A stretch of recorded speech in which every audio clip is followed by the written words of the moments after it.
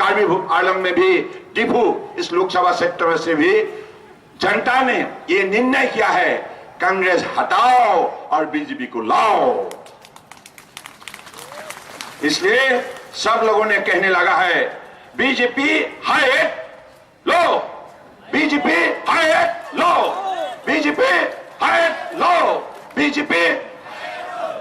ये नारा सबका आस मुख में बसा हुआ है, इसलिए क्योंकि बीजेपी ने जो प्रगति संभव किया है कार्बी आलम में, पश्चिम कार्बी आलम में, डिमा हासाओं में, इसके लिए यहाँ बसे हुए हर व्यक्ति आनंदित है। सबका दिल में आस, ऐसा एक भावना जाग उठा है कि हम कुछ कर सकते हैं। और हमको मोदी जी ने जो सहयोग किया है, जो मदद किया है, जो मौका दिया है, इसकी वजह से आज सारा देश में लोगों ने इज्जत से जीने के लिए एक नई रास्ता आविष्कार करने में सफल हुए हैं। पूर्वते कांग्रेस सरकार आसिल,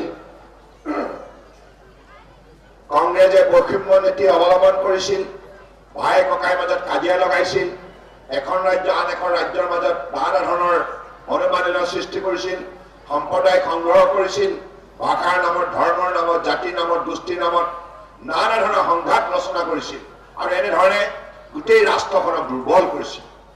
কিন্তু ইয়াৰ পৰিৱৰ্তে মাননীয় নৰেন্দ্ৰ মোদী ডাঙৰীয়াই যেতিয়া প্ৰধানমন্ত্ৰী হিচাপে দায়িত্ব ললে, তেতিয়াৰ পৰাই भारत राष्ट्र निर्माण प्रक्रिया आरंभ हो।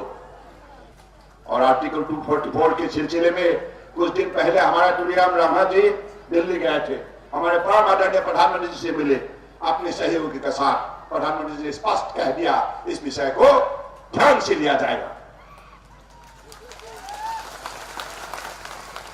ये कारण मैं परम श्रद्धा राइज आपलोक সকলকে আহ্বান জনাইছো, আপোনালোকে সদায় মিলা প্ৰীতিৰে থাকিব। या যিমান আছে কাৰ্বি নন কাৰ্বি সকলোৱে আপোনালোকে মিলা প্ৰীতিৰে থাকিব। ৰাজ্য চৰকাৰখন আপোনালোকে বনাইছে আৰু এইখন ৰাজ্য চৰকাৰে আপোনালোকৰ স্বাৰ্থত কাম কৰি যাব।